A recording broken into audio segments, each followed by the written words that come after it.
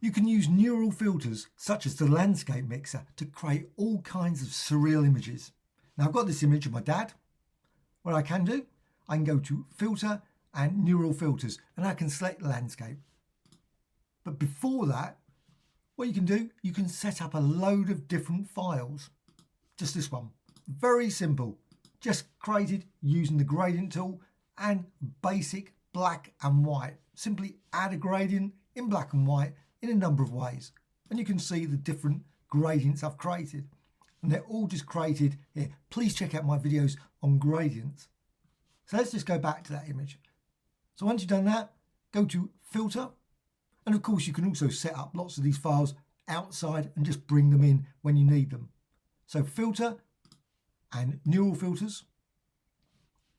And then just go down to this one. Now landscape mixer is down in the creative section. You notice it's a beta at the moment, so it might change to activate it.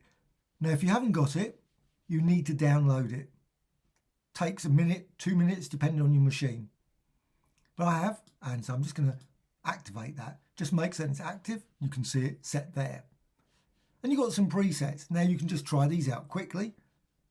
And you can see this one, a lovely snowy scene. And it will turn this image into a beautiful winter wonderland. You can modify the strength so you don't have to have it full maximum. Set it to 50, reduces it down a bit. And that still creates a really interesting, unusual effect. But I'm going to set it to 100.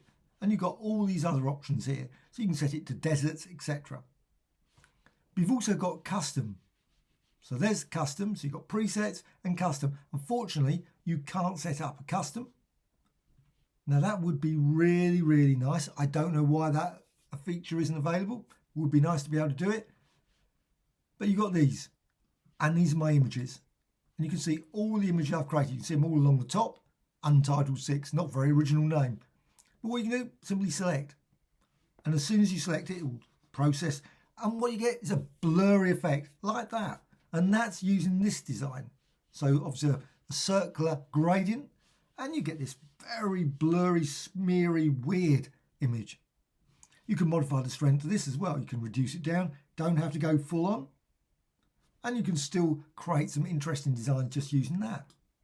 So I'm just putting it to the max. You've also got options down here for spring, autumn. So you can turn around and say, let's go for summer.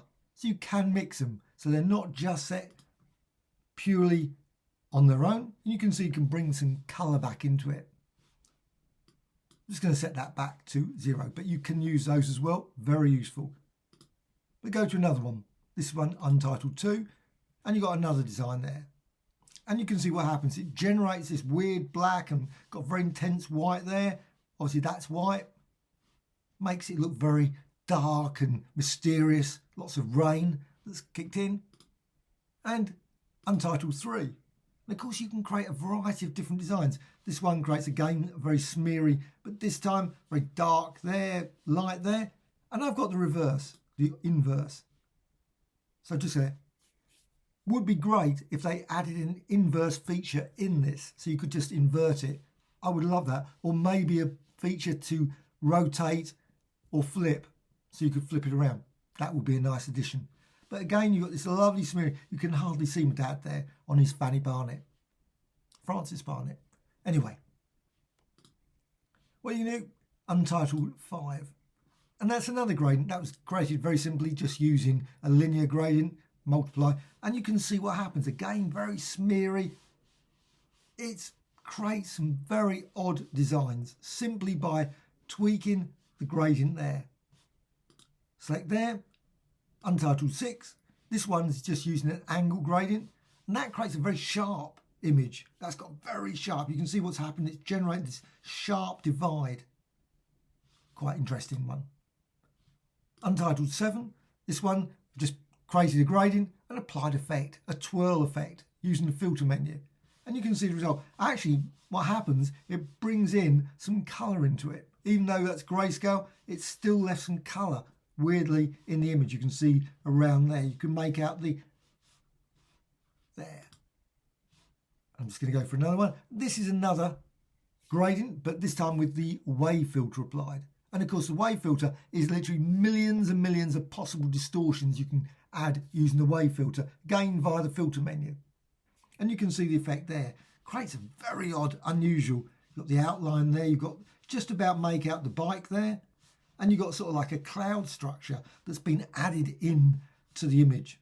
And again, this blur effect here, and it's just a stunning sort of unusual sort of, I don't know, can't really describe it perfectly, but maybe you could use like all the other filters as well. Radial filters, zoom filters, all could be used on those gradients. And this one, this is the final one, but of course you could create loads of other ones. And this one, I think, creates even more interesting and more possibilities. This is a very unusual grain or noise. That's all I've done, just applied a noise filter effect. Now I made it black and white noise, just using the adjustments, just to make it black and white, along with the gradient. And this time you've got this dark here, and but it's added a very mysterious grain to the whole design.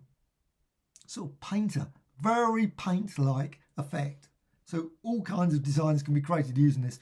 But of course, what you can also do, you can still use these. So if you want to bring in some colour, just quickly do that, the day, and you can see the result there. Near enough makes it into a sketch, an illustration. Very unusual sort of the way you can see the structure of this grain, the noise there. But also you've got the option down the bottom of output. I've got current lay at the moment, which is great, but what you can also do is you can go down here and go for new document. So you can create another document. So this time I'm going to go for new document, and that will create a new document from this image. So click OK. And you can see the effect applied. And that's only in a new document. It's not added to the original. So the original is still the same. You can then go back to filter and neural filters, landscape mixer, click here, put that on again, go to custom, and this time you've got an additional one in there. And this is, you can see the image there. It always gives a preview. Take a bit of time to process, and you can see the result of the original image with the noise, and now applied again on top of that. And of course you could do that 15 or 20 times. And just click OK. And you can create all kinds of unusual designs. And again, this time it's created another document, this time 11.